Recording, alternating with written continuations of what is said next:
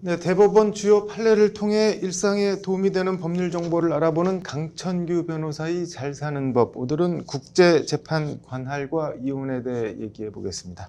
강 변호사님, 오늘은 어떤 판결 가져오셨나요? 네, 최근에 이제 UN 무역개발회의에서 우리나라의 지위를 네. 개발도상국에서 선진국으로 변경을 했고, 네. 또 저희 BTS나 블랙핑크 같은 이제 우리나라의 아티스트들이 국제 무대에 두각을 나타내고 네. 있습니다.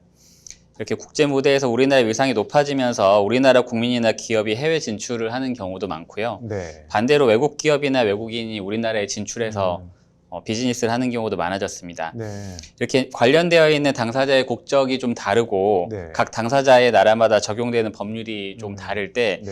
분쟁이 생기면 어느 나라 법원에 재판을 청구해야 되는가 하는 문제가 되는데요. 네. 이것이 이제 국제재판 관할권에 관한 문제가 되겠습니다. 네. 오늘은 이 국제재판 관할권에 대해서 조금 어려운 주제이기 때문에 상대적으로 쉬운 네. 이혼 사건을 중심으로 해서 알아보도록 하겠습니다. 뭐 구체적으로 어떤 내용인가요? 네, 이 사건의 남편과 아내는 한인이기는 한데요. 네. 모두 캐나다 국적을 취득한 사람입니다. 네. 혼인신고를 하고 캐나다 퀘벡주에서 거주를 했는데 네.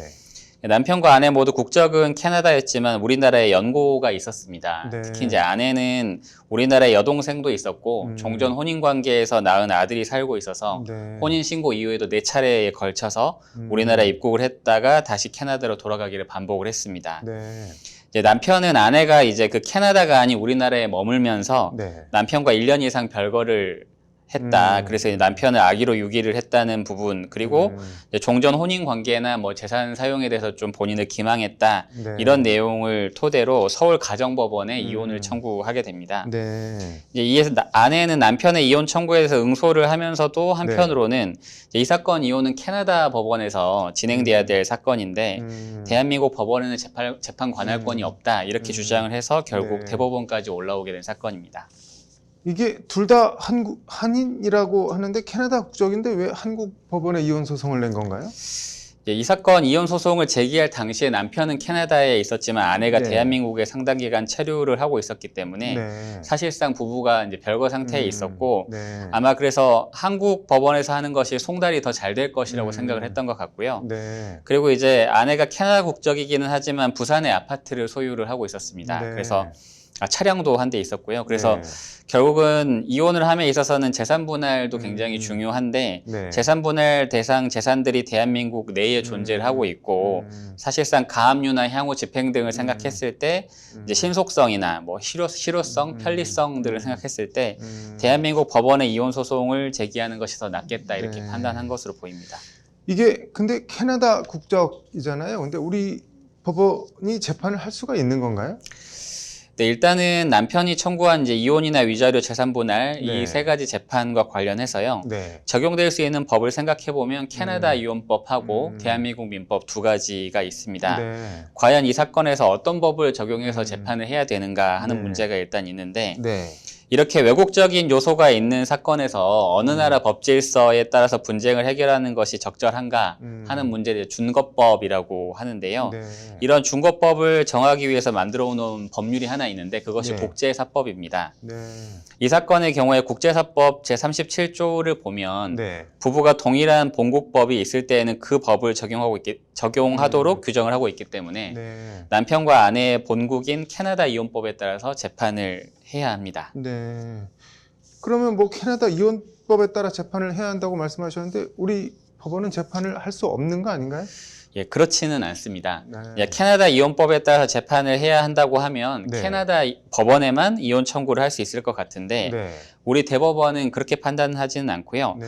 법률 분쟁에 있어서 그 어느 나라 법을 적용해야 되는지 하는 그 준거법의 문제하고 네. 어느 나라 법원에서 재판을 받을 수 있느냐 하는 그런 국제 재판 관할권의 문제는 네. 서로 구별이 되는 것이다. 이렇게 판시를 하고 있습니다. 네. 쉽게 말해서 캐나다 이혼법에 따라서 이혼 판단을 해야 한다고 해서 네. 반드시 캐나다 법원에서만 재판을 할 수 있는 건 아니고요. 네. 우리나라 법원에서 재판 관할권이 인정된다고 판단이 되면 우리나라 법원에도 이혼 청구를 하는 것이 가능하다 이렇게 보고 있습니다. 그러니까 말씀하신 준거법이라는 거랑 재판 관할권은 다르다는 건데 이걸 뭐 네. 어떻게 구분을 하고 결정을 하나요? 이제 쉽게 좀 표현을 하자면 네. 캐나다법을 적용해서 재판을 해야 한다고 하더라도 네. 우리나라 법원에서도 요건만 갖추면 얼마든지 재판을 할 수 있다. 네. 이런 부분인데 네. 그러면 이제 어떻게 요건을 갖췄는지를 판단을 해야 되는데 네. 이것이 이제 재판 관할권 문제가 되는데 네. 앞서 좀 앞서 살짝 설명을 드렸던 네. 실질적인 관련성이 있는지 하는 부분으로 판단을 하게 됩니다. 네. 그래서 이제 우리나라 국제사법 2조를 보면 네. 그 법원은 당사자 또는 분쟁이 된 사안이 음. 대한민국과 실질적인 관련성이 있을 때 네. 국제재판 관할권을 가진다고 하고 있습니다. 네. 그래서 이제 당사자가 관련이 있거나 네. 아니면 분쟁이 된 사안이 관련이 있거나 둘 중에 하나를 충족을 해야 된다는 것인데 네. 이 실질적 관련성이란 말이 조금 추상적으로 들릴 수는 있는데요. 네. 조금 예를 들어본다고 하면 구체적으로 또 당사자의 국적이나 주소가 어딘지 그리고 주소 정도는 아니더라도 상시 거주하고 있는 상거소가 어디인지 네. 그다음에 분쟁의 원인이 되었던 사실관계가 발생한 장소가 어딘지 그다음에 해당 사건에 적용되는 준거법이 뭔지 그다음에 사건 관련 자료 수집이 필요한데 재판을 하려면 네. 그 어느 나라에서 하는 게 더 용이한지 그리고 이제 당사자들 소송이 어디에서 하는 걸 더 편리한 거냐 그리고 어느 나라 법원에서 판결을 받았을 때 판결이 실효적으로 집행이 될 수 있느냐 이런 부분들을 종합적으로 고려를 해서 국제재판 관할권을 결정하게 됩니다. 그럼 뭐 이번 사안도 우리 법원 관할이라고 판결을 하는 모양이네요. 네, 그렇습니다.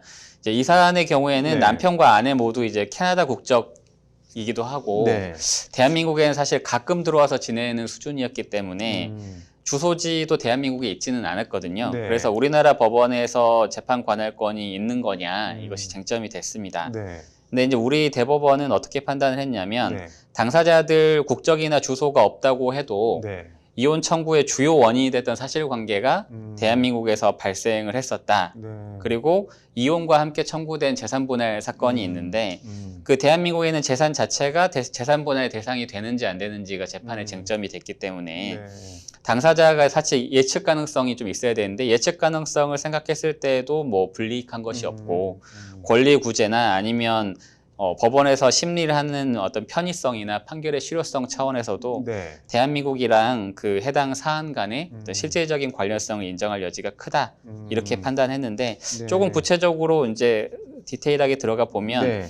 이제 이 남편과 아내가 이제 그러니까 아내가 대한민국에 들어와서 좀 별거가 네. 지속되었던 면이 있어서 이거 자체가 이혼 사유가 되었던 부분이 있고요. 또 한 네. 가지는 아내가 부산에 아파트를 매수해서 소유를 하고 있었는데 이것이 이제 재산분할 대상이 되고 나면 나중에 집행이나 이런 부분들을 대한민국 법원에서 네. 하는 것이 좀 편리하기 때문에 이런 부분과 관련했을 때 실질적인 관련성이 있다. 그래서 우리나라 법원에 이혼 청구하는 것이 가능하다. 이렇게 판단을 네. 했습니다.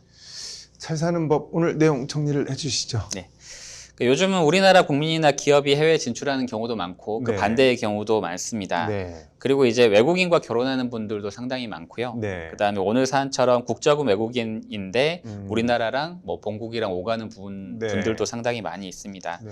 그래서 이렇게 외국이랑 우리나라랑 걸쳐서 생활관계가 네. 형성되다 보니까 법적인 분쟁이 발생하면 어느 나라 법원에 소송을 제기해야 되는지 이제 고민이 되실 수가 있는데 네.